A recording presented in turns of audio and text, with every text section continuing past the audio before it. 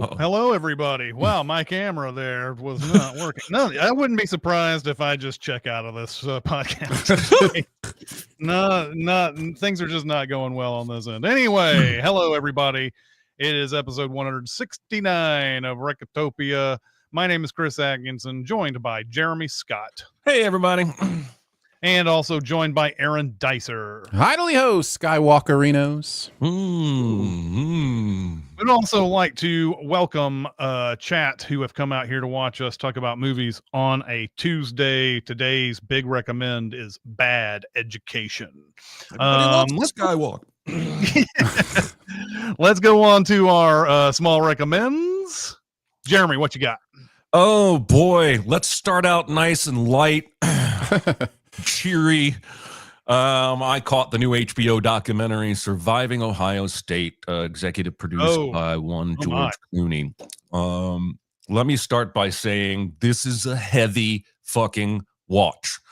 So know that going in. It's sobering to learn details that I personally had not ever come across regarding the scope of this scandal and cover-up, and ironically would make a really morbid good double feature for Bad Education in the way that so many people at Ohio State kept going out of their way to cover up the abuse for the sake of the school, for the sake of our reputation, for the sake of our students.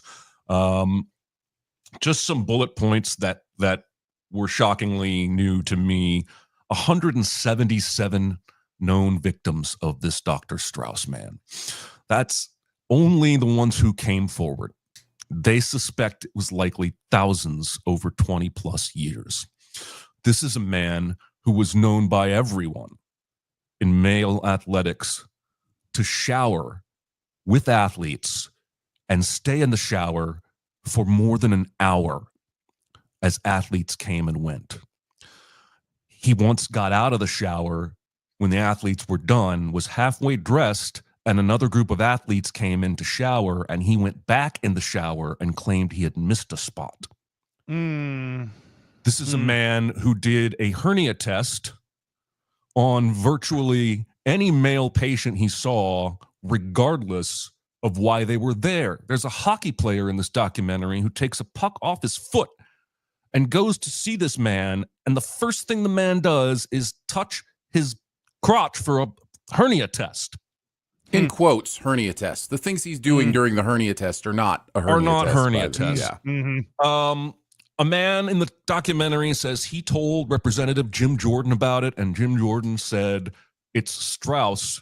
You know what he does." The cover-up by the university, it's almost somehow just as awful as the abuse itself. They knew about it as early as 1979. And he wasn't suspended until the late 90s. But even when he was suspended, he continued to see university patients off campus. Anyway, I was floored. I was sobered. It made me very angry. And I can't help but think this is going on or has gone on at other places we've yet to learn about. It's on HBO. It's a fantastic documentary from a filmmaking standpoint. But again, heavy topic, not easy to watch, but I do recommend it.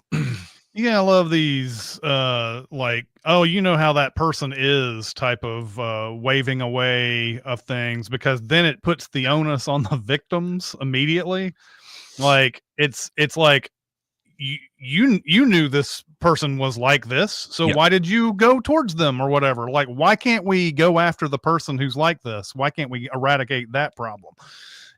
So yeah, it's there are a couple moments in the doc that I watched yesterday, knowing you were going to chat about it today, and that I wanted to highlight. But it's worth mentioning before that, as you mentioned it going on elsewhere, this is the third high-profile, almost exact case like this that we've seen in the last little bit, with the gymnast trainer and from Michigan State, so another college. employed person. And then the Penn State stuff as well was another college employed person who was in charge of the physical well-being of these student athletes.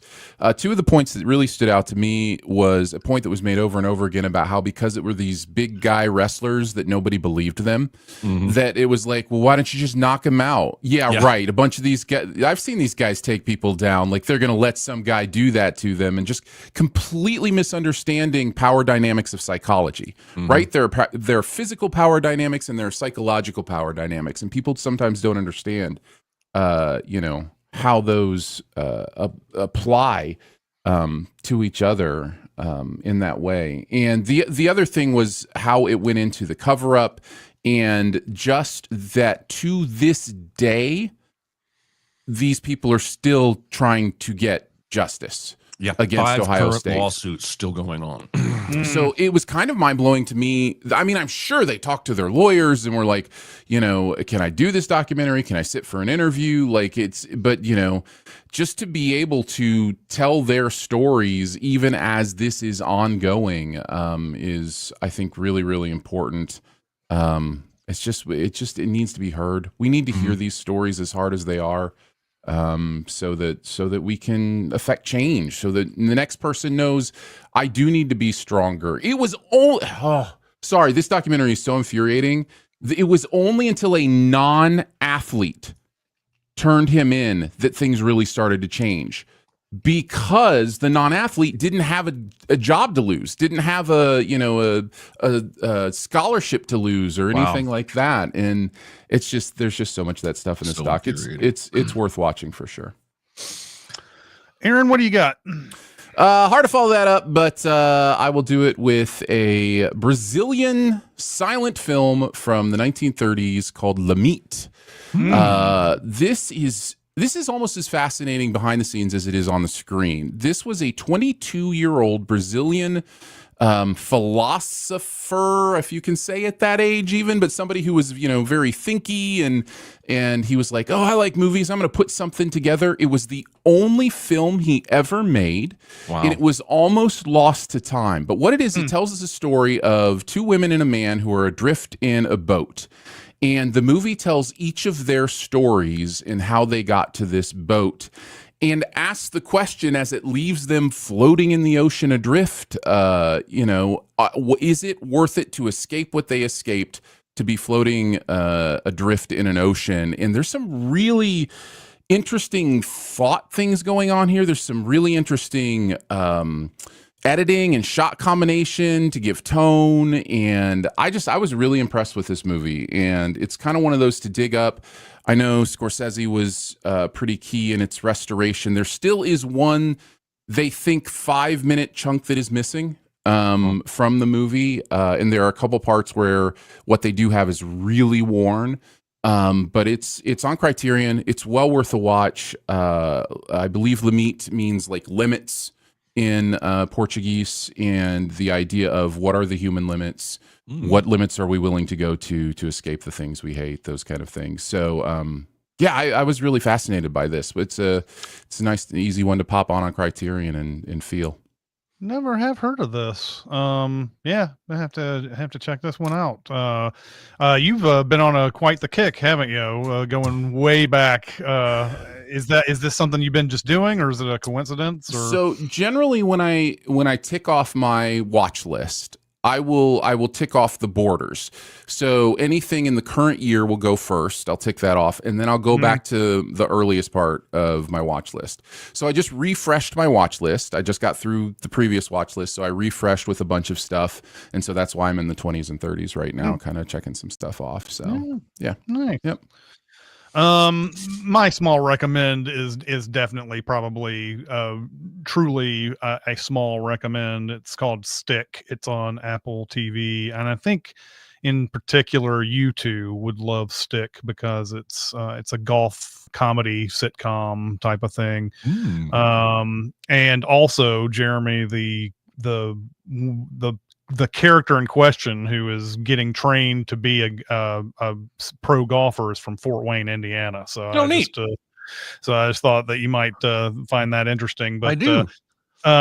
But Stick, I'm going to tell you right now, it's not a great show. This isn't like Sopranos level show here. This is, it's just a decent airy thing that you can watch, 30 minutes, 30-minute episodes and everything. And Owen Wilson plays a former pro golfer who happens upon this prodigy who, of course, doesn't want to play golf because of reasons. And then he ends up trying to find a way to recruit him and get him into golf. And apparently he was super into golf when he was younger, but his dad was overbearing and basically drove him out of the sport. So now Owen Wilson kind of has to fight the same kind of things that this kid's father was putting on him when he's trying to make him good and everything. And of course we see this guy, and the very first few episodes is the recruitment, the trying to gain the trust, and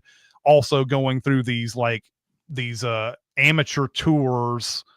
I don't understand them as much as you guys do, but like going through these basically tryouts to get to the major amateur tour or whatever, and in dealing with what are you how are you going to play? You're going to be, he's kind of like Kevin Costner in Tin Cup, this kid, a little bit, because he's cocky and he's like, he wants to hit the ball as far as he can, and it's like people trying to rein him in and all that type of stuff. But anyway, I think this is funny enough. Mark Maron is in it. He's funny. I mean, Owen Wilson's always likable, but I think overall this is a fun show that if you kind of like golf or you really love golf, you might really like this show. So I'm recommending it. I've seen there's 5 episodes so far. I don't know how many more there are going to be, but so far, and I'm enjoying it. So there you go. Nice. In my face. Yeah, in your face.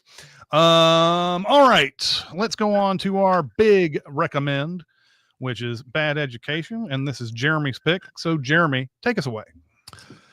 Bad Education is a cinematic telling of real events in a fancy New York public school system where a superintendent and his assistant and more were caught embezzling. I just wanted to point out this is a true story because that, while the movie is entertaining, let's just remember this really happened and probably happening all over the country. The movie opens on a school board parent rally meeting with an unseen MC extolling the virtues of the school and its leadership, listing off elite colleges their students have gone on to, while we watch Hugh Jackman's Frank preen in a mirror. He then walks to the stage and is introduced to huge applause. Next, we see the beginning of a school day at Roslyn High School as Frank enters with his coffee and greets lots of students and workers. It's clear he's very well liked by most everyone here. We meet Allison Janney's Pam, who apparently has a new office, a new title, and a new husband, and she is Frank's assistant. It's shown that she's very competent and anticipates her boss's questions and needs. And the movie is going to show you all the shine before slowly revealing what's underneath it. Before he can even enter his office, Frank is waylaid by a parent with a gripe.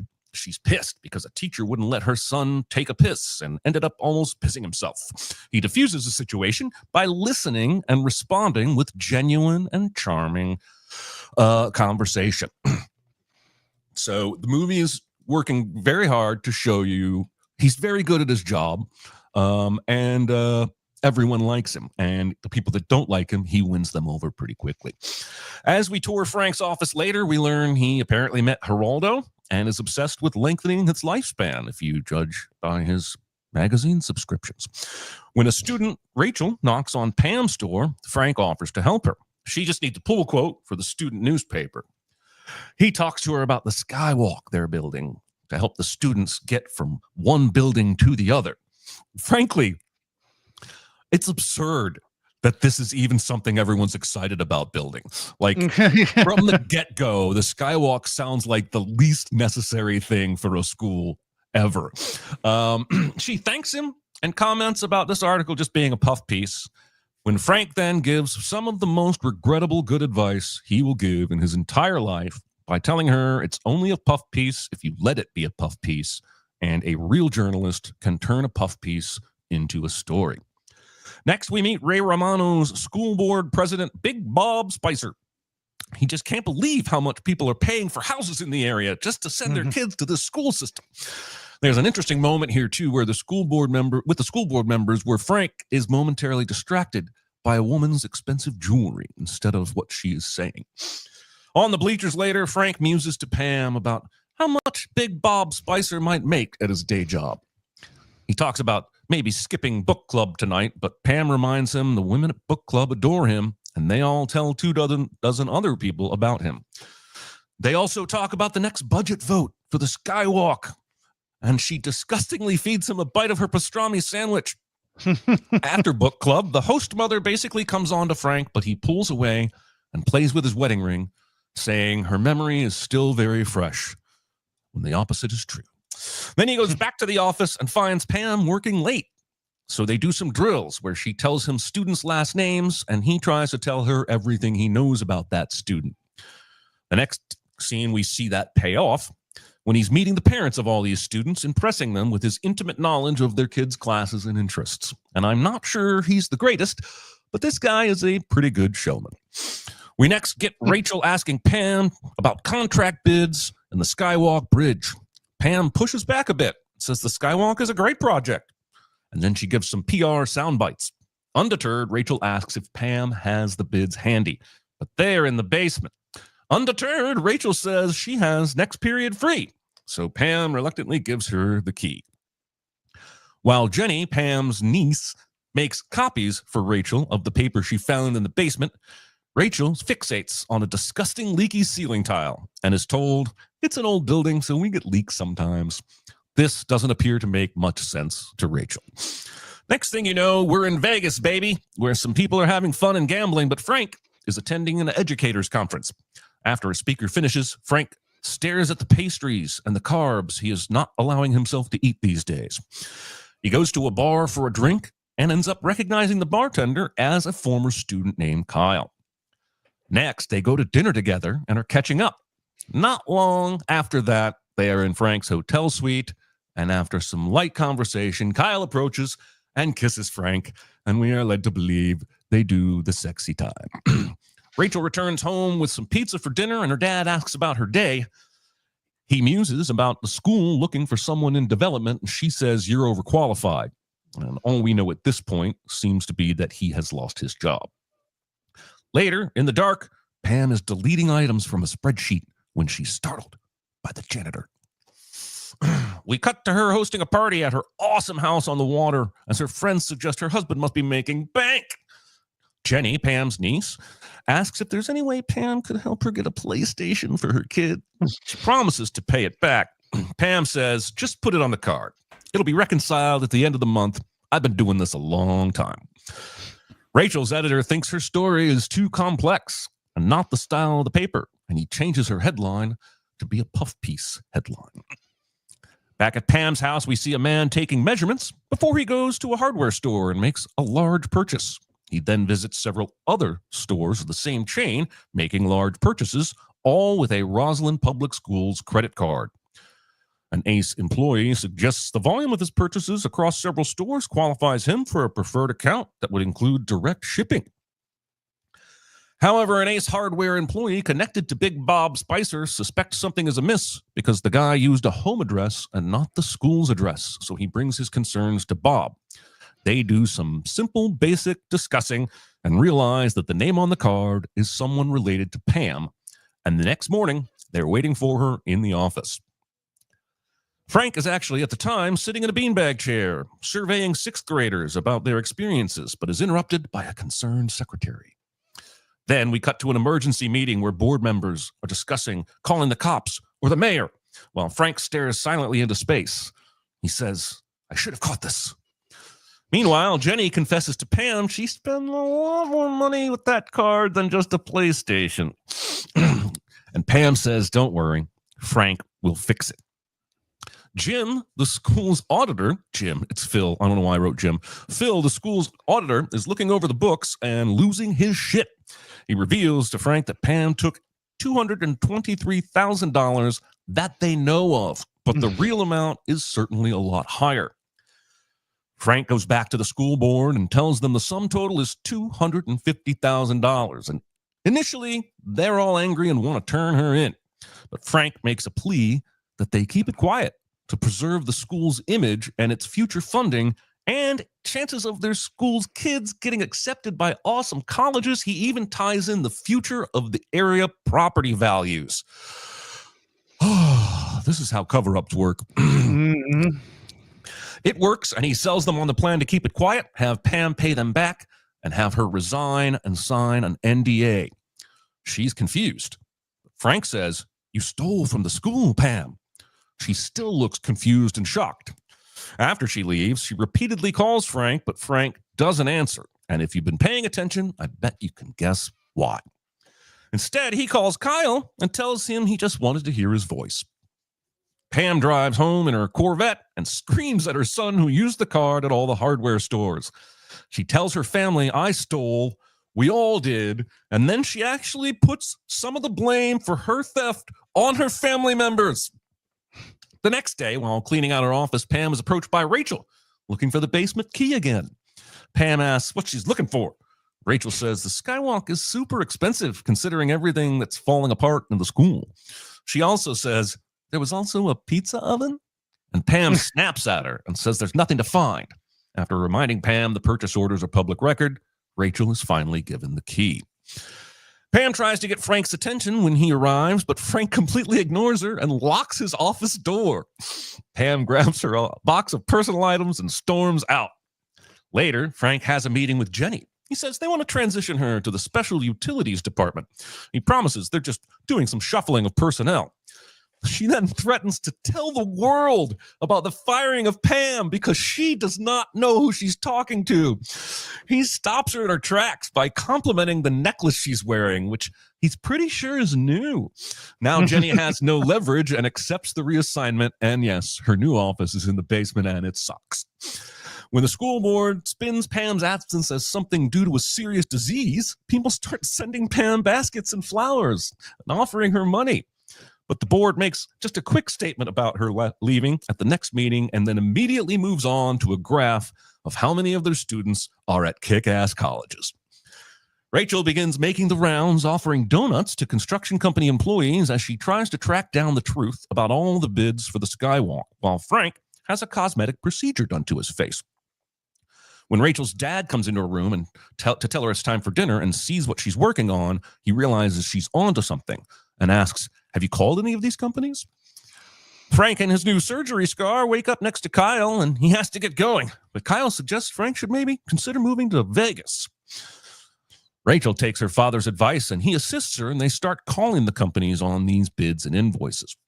One of the numbers rings at Pam's husband's workplace, and he hangs up once he realizes who the man was trying to actually call. So now we know both Pam and her husband were in on the racket, and this is why he didn't have any problem when she came home and said, "I got fired for stealing." Rachel decides to go to the physical address of a company that has billed the school over $800,000. Don't do this if you're a minor, because people who steal lots of money are often willing to do some pretty serious shit to keep it quiet. But Rachel knocks on the door and a man answers the door, and it's clearly just someone's apartment. Confused, she leaves, but on the way out, she sees Frank as the elevator doors open. And though she tries to hide from him down the hall, he sees her as well before she runs out. And exactly how many men is Frank keeping on the side right now? Frank struggles to focus on his book reading now that he has been caught. Rachel presents her findings to her editor, who initially balks because Frank is writing his college recommendation letter, and we start to see how Frank has made himself so important to so many aspects of this school to be in the position of power to be able to steal. Anyway, he finally then asks Rachel if she's sure she wants to do this. But she is, of course. She's a good journalist. We cut to her sitting outside, looking at her article, contemplating her article, and Frank walks up. We already know Frank to be a pretty damn good manipulator, and he knows his mere presence will startle her, and it does. He says he's not upset, but he wants to know why she was there. And she tells him it's for something she's writing. And he starts to give her the whole, you have so much potential, but you need to be careful thing. He basically says if she goes public, it could come back around and harm her to sit on the same bench as her, which is a total power move. He calls her article a mistake, and if she makes it, it will ruin the future of the school and its students. This is the same spin he gave the board about Pam. Rachel, to her credit, does not respond at all, and it's kind of insane. He walks away thinking that this has worked. I guess he's just used to it working. Phil, the accountant auditor guy, comes to Frank and tells him the Pam thing is way more than $250,000. He also tells Frank there was this huge charge for Frank's own flight on the Concorde to Europe for 2 seats that basically cost $20,000. He eventually asks, "Who's Kyle?" Frank laughs nervously and then goes on the offensive and says, "So that's how you want to play it?" He reminds Phil of Phil's own funky math in the past and how Phil should have caught Pam's theft, and he bullies Phil into promising to drop it. And then we have a nice scene with Rachel and her dad where we learn that he had been fired for not turning in his friends that were doing insider trading. And while he had not been doing insider trading himself, he takes responsibility for not speaking up and seems regretful. Frank, who still thinks he's in the clear, is again shown preening and doing his beauty routine. He then goes to the school and finds everyone staring at him because, dun, dun, dun, Rachel's article has dropped and everyone is reading it and looking at him with disdain. Frank tries to plead his case, telling Big Bob he did it for the school. And Bob says, "No, you did it because you like to look pretty." Frank then tries arguing himself as an educator, not a greedy man, because I chose to teach and not go to Wall Street.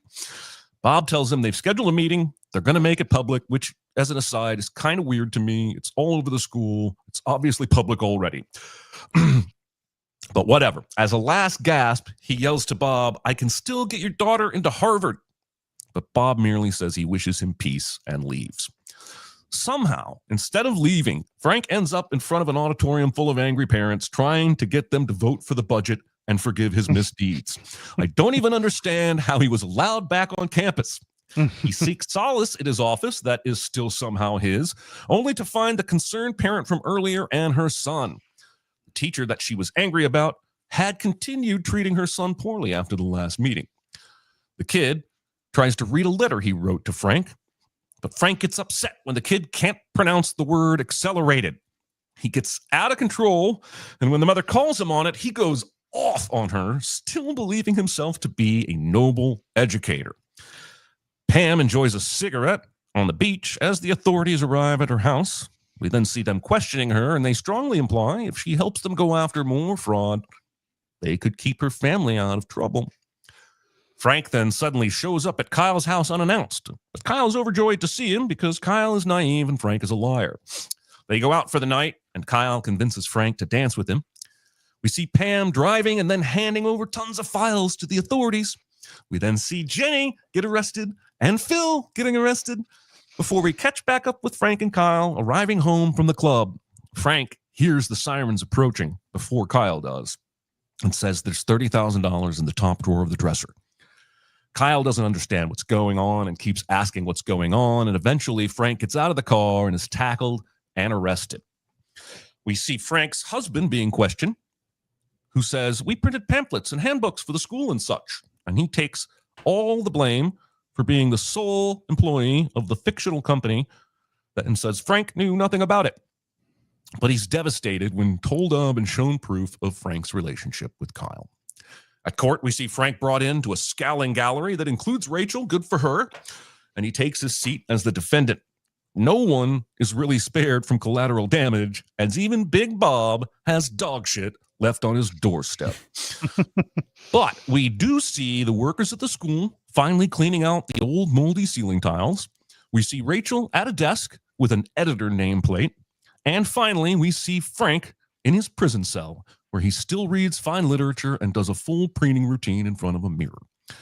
In the final scene, Frank is in a common area and hears voice giving a speech. And it's basically the voice from the beginning that was introducing him at the rally. And he moves towards it, but he's just hallucinating, being back at the school, about to be announced to a throng of supporters. As he comes on stage, they chant number one, and give a standing ovation as Frank's smile turns rotten. And that is Bad Education. What did you guys think of Bad Education? I love this movie. This was kind of I know it's 2019, right? I feel like I watched this during 2020 when there was like very little in the way of going out and everything at the time, and it was one of those surprise good movies that came out during that period of time. You know, you can look at this movie several different ways because it's got several different aspects to it, and the first thing that I love about this is that it plays on your like of Hugh Jackman so much that you are willing to believe that he's not doing anything all the way through this. Like they even get to a point where you're like, oh, it's Allison Janney who was the real crook the whole time. Yeah. And you just kind of like, yeah. So, but then there's like all this movie left over. Why is there this movie left over after this? And so like it plays on that. And so you're willing to think of him as a good guy for a really long time in this. I mean, some people are probably like, that guy is crooked right off the beginning, but like, but yeah, it's just one of those things that I love about the aspect of this movie. Another great thing about this is just the character study that is Frank, because everything about him is he can't be himself, right? Like everything. He can't just age gracefully or you know, he has to have this facade at all times. So he gets all these facelifts. He can't eat carbs. He's trying to he's the face of this region to try to get them money over and over again. And so he obviously can't be gay in public either. That's another thing. Even in New York, you can't do that.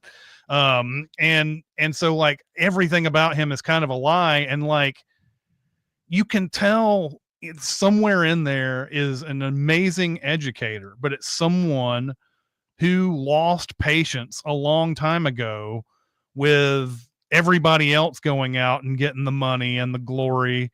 And so for some people, that's part of the deal.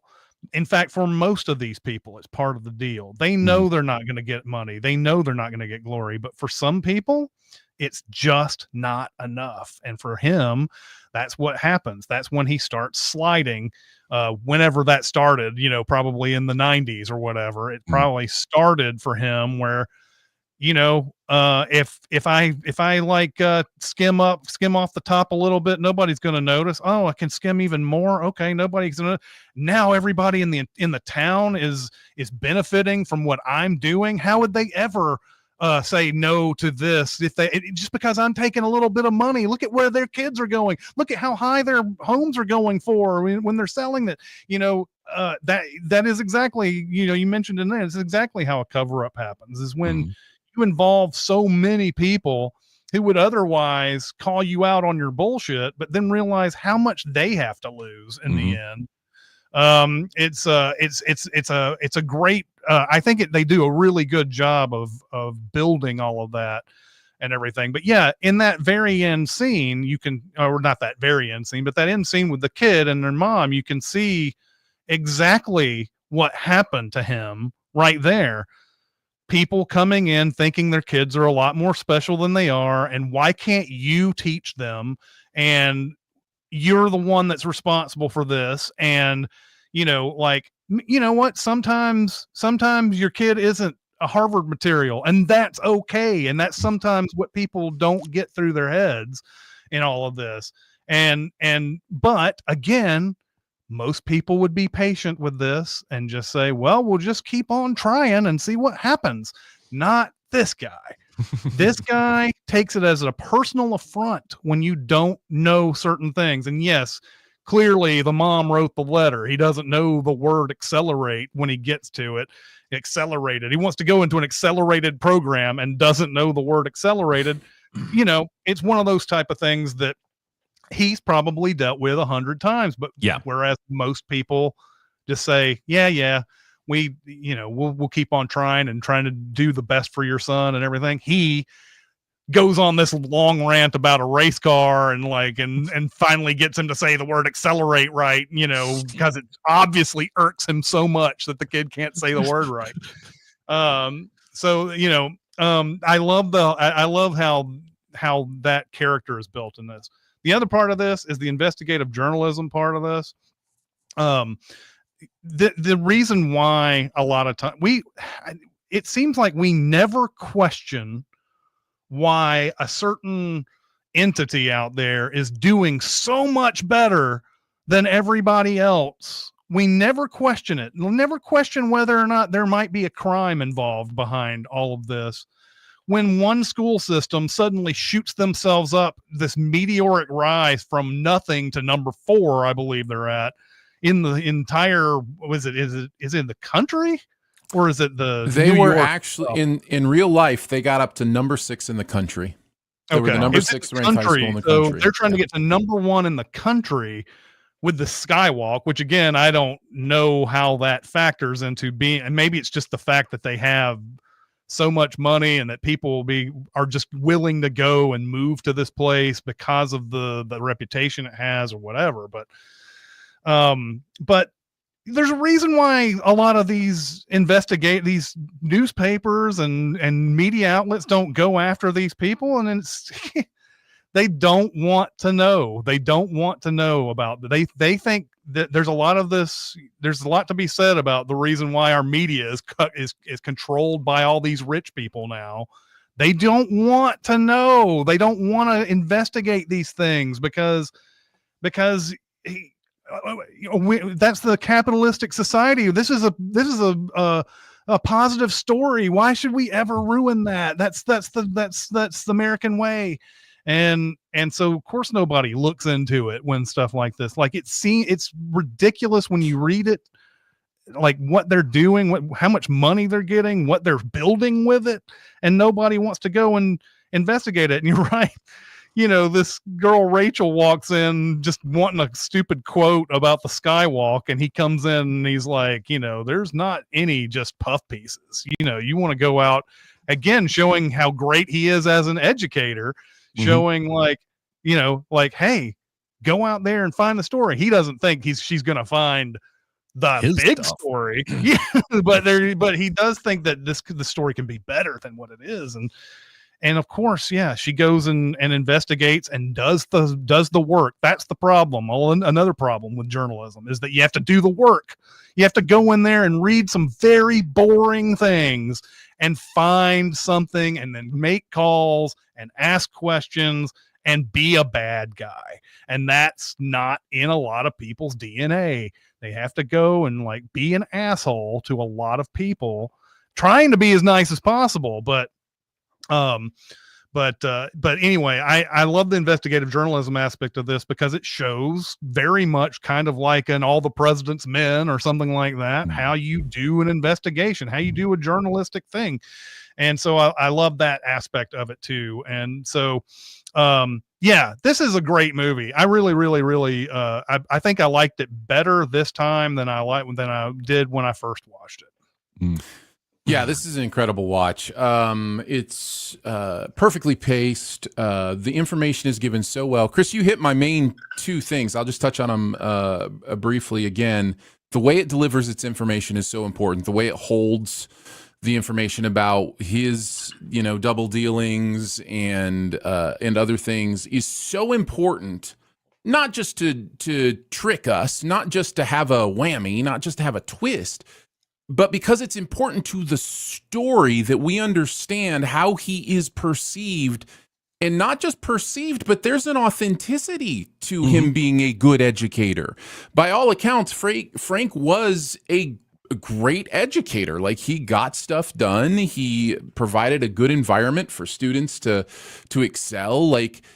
the fact that people contain multitudes is not something we should be scared of. We shouldn't be scared of the fact that somebody can be good at their job and also a terrible person skimming money from the school they pretend to be more concerned about. And I think the movie knows that, and therefore gives us an opportunity to really see this person as a shining example in a few scenes before we find out what's really going on. I think that's really important.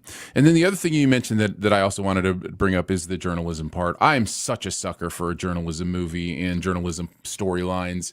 It is partially my personality, my curiosity. I've always been a very curious person. I'm always interested in how things work and what's the inner workings of something. And journalists take that and look into the world, and they are always willing to ask why and how. They're always willing to really get to the bottom of those questions. And the fact that he gives her that speech of what it means to be a journalist, and he's so right, and it comes back to him is in my opinion the best part of the movie and the story.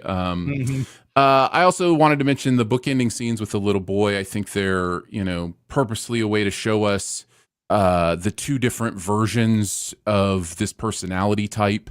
Yep. And what they're going with. Chris, what you said is so true. My understanding of the real Frank was also that he just thought he deserved that money. Like that it was for what he was able to do. He's like, I deserve to get paid like this. And so I'm going to make it happen if the system's not going to make it happen.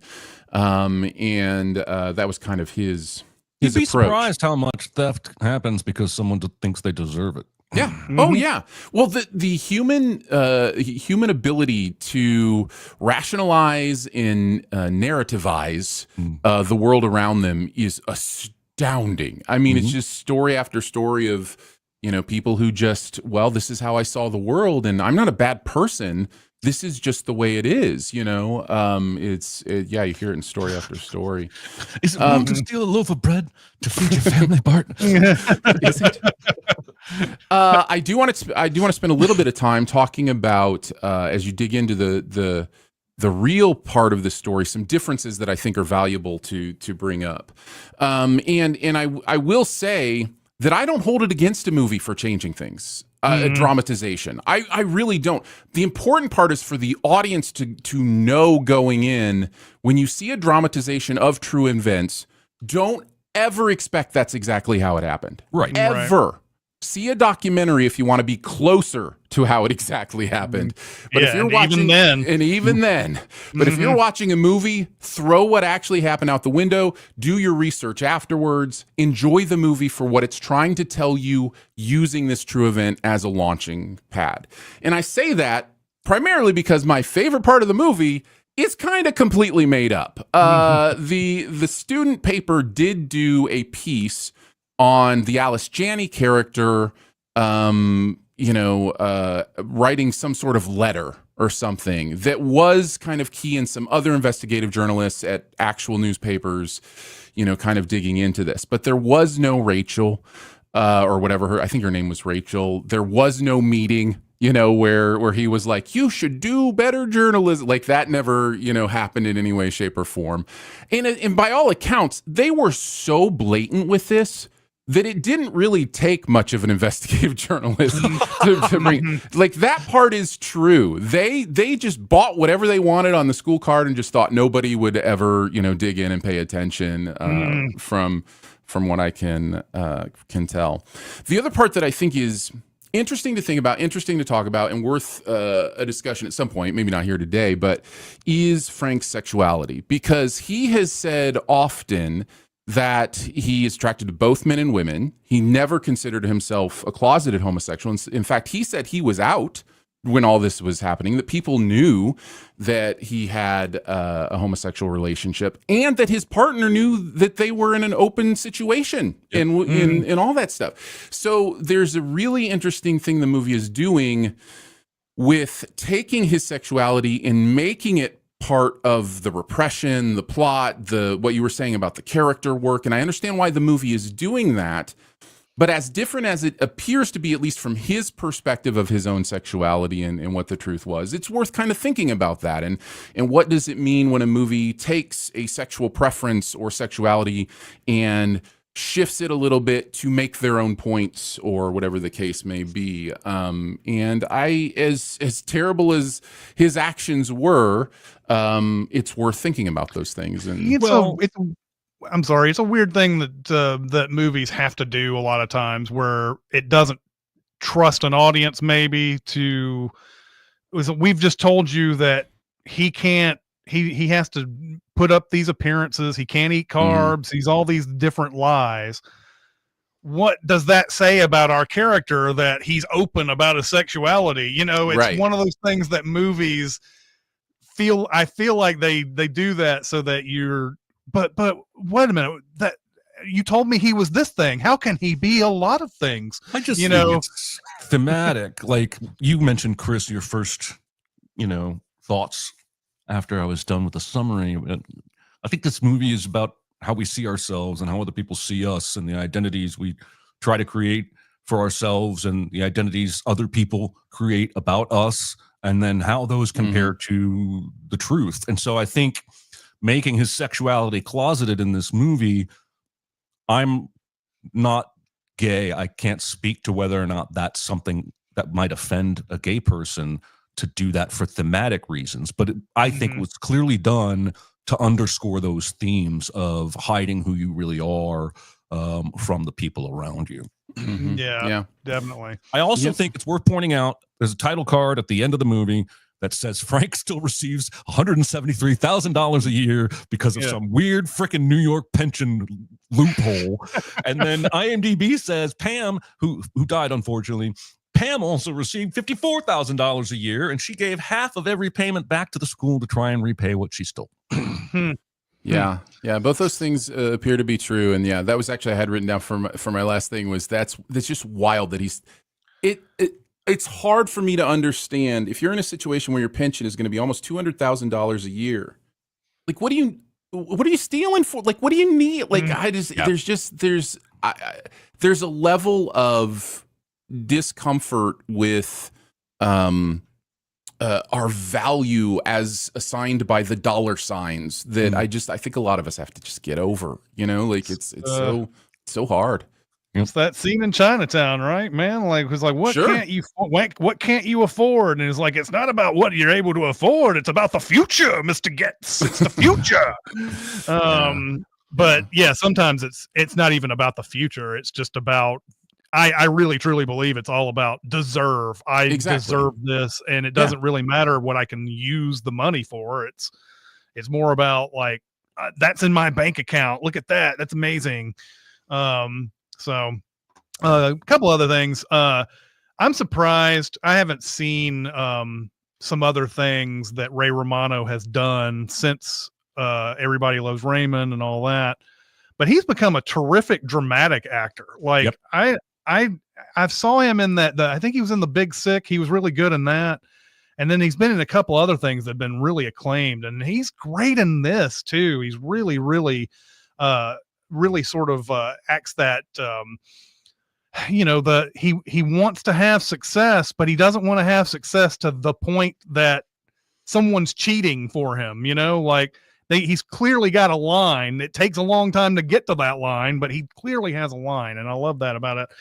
I'm gonna mispronounce her name probably, but Geraldine Viswanathan, I think is how I heard it, plays Rachel, is another terrific actor as well. And she was last. I think she was in Thunderbolts, and she's been quite a few things since then. But I really like her a lot too in this. So, and just in addition to the fact that you've got these heavy hitters like Hugh Jackman and Allison Janney in there that are just. She holds her own in that scene with him out at the benches where he's trying to intimidate her, and she doesn't even get much dialogue to do in that scene. She's got to do it with her face, and she's holds her own acting wise. She's great. Yeah, absolutely love them. This is a great pairing. I would have never thought of this pairing ever, and they're just terrific together, of course, because they're just awesome professional actors. So, all right, let's go on to our super secret double feature. I will go ahead and start since it has been said in the comments. Oh no. Yeah, mine is The Informant. Ah. It has that same kind of tack, right? It makes us think that our main character is good throughout, and then about halfway you're realizing, okay, well maybe he's not as good as we think, and then by the end of it you're like, oh, he's probably the main villain of this story. I didn't realize. They talk about the number he's stolen, it goes up. Every scene they mention how much he's stolen, it's increased. Yes, exactly. And so I wanted to think of something different because I felt like it was obvious, but that kept hitting me right in the jaw every time I wanted to go something else, because it just has that same kind of feel to it. Like, and it's the same sort of deal, more money getting stolen, and just, like, oh, we think he's the good guy all the way through this. And then we realize, oh, he's just been feeding us a line of shit, just like he's been feeding everybody else a line of shit. So anyway, there you go. Good call. My double feature is one of those double features that at the end of the day you pick because you just want people to watch the movie, and nobody has watched the movie. But also there are some similar themes. It's kind of the other side of it. I went with The Teacher's Lounge. Now, I don't know if either of you got around to seeing this. This came out the end of 2023. I believe it's either a German film or a French film. I think it's a German film. But it is about a teacher who is trying to do the right thing, and it's kind of The Road to Hell is Paved with Good Intentions, the movie. And it's a really interesting look at how do you navigate parents who think their kids are everything, and how do you actually be a good teacher in a situation like what happens in this movie that I won't spoil. Gal was in September 5. She played the translator in September 5. So it was probably German. I think it was a German film. It is a German film. But yes, not very many people watch this movie. Watch this. It's on Netflix. It's on Netflix right now. Fire it up. Teacher's Lounge is well. All right, here worth I go. a watch. See you later, guys. All right, thanks. I'll take it. Maybe I'll reinstate my Netflix subscription for this. I don't know. There you go. No, that sounds like a really good movie. I will need to see that at some point. All right, let's go on to what our homework is next week, and it's Aaron's turn. Aaron, what do you got for us? Well, I promised that I would continue the Hugh Jackman of it all, so I'm going to go with one of his films, one of the best-known Hugh Jackman films, Me, Earl, and the Dying Girl.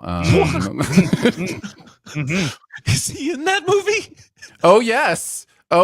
Pay attention. He is. Is it a cameo? So, Me, Earl, and the Dying Girl. If you want to, we're going to check that out. Go deeper. I love this movie. I absolutely adore the way this movie handles the subject matter that it's handling. Plus, it has a great cast: Nick Offerman, Connie Britton, John Bernthal, Molly Shannon are all in this, and as mentioned, Hugh Jackman. And I love Olivia Cook. I love Olivia Cook so much. Yes, Olivia Cook. I remember this was whoever the author of this book was right alongside us when Jeremy was signing his Abel's books. Jesse Andrews. I'm getting a lot more people in line than I was getting to. Yeah. I mean, that was the hotness when we went out to do that. That book was just red hot, and it was being turned into the movie at the time, I believe, that we were sitting there. Also, we had Nick Offerman to our right. That was a lot of fun. Yes. But anyway, all right, looks like we have time for one question. Let's take a look here.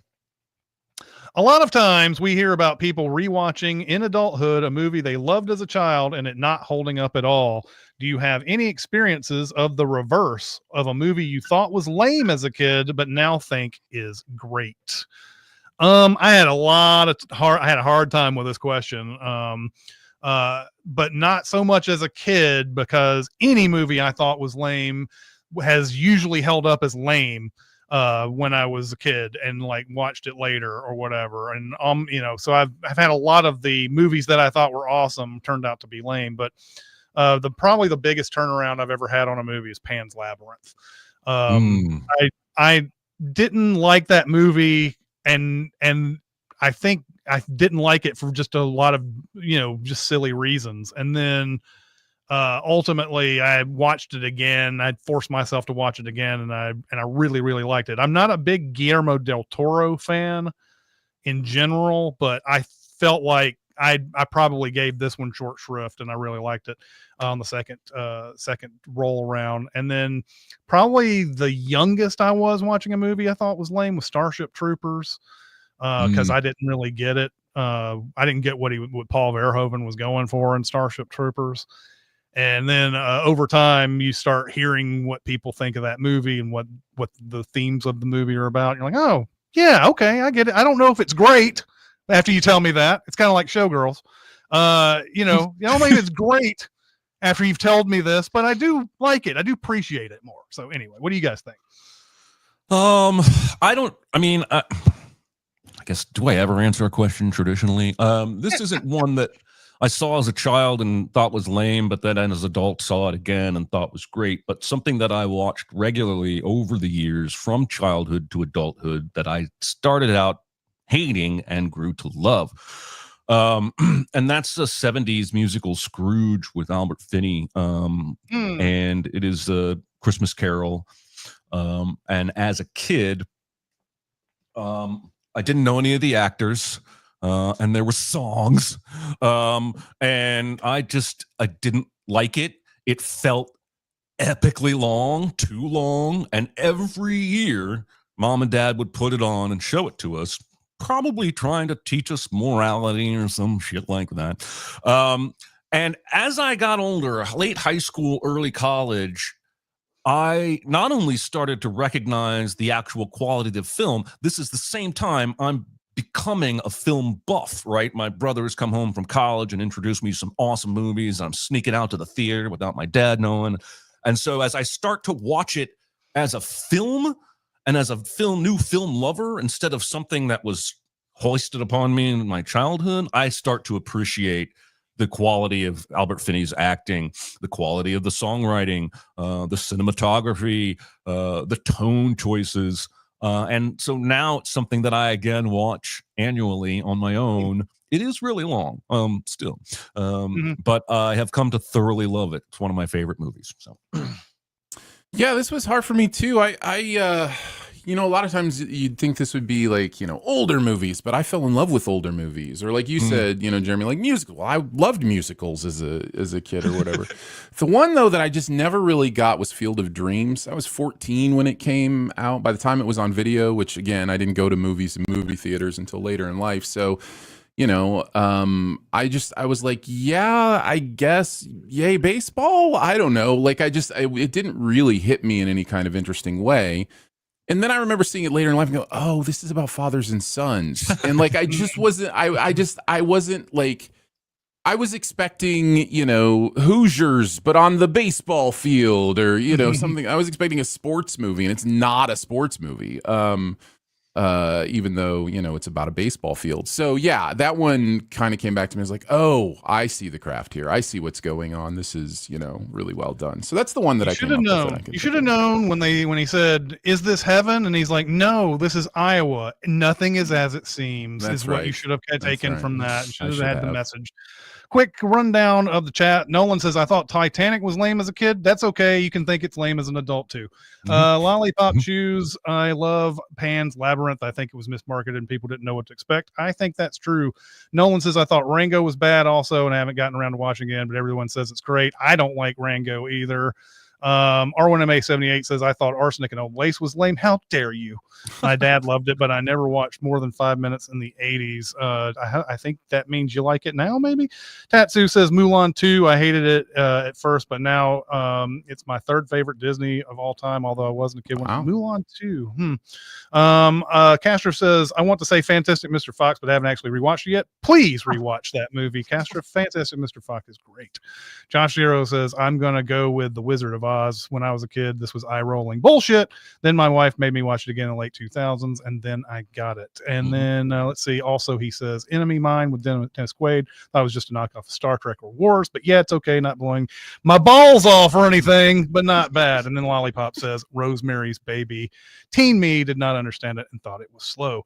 All right, that's going to do it for this week. Thank you so much, chat, for coming out. We appreciate you so much. Next week is Me and Earl and the Dying Girl. Can't wait to watch that. I have never seen it.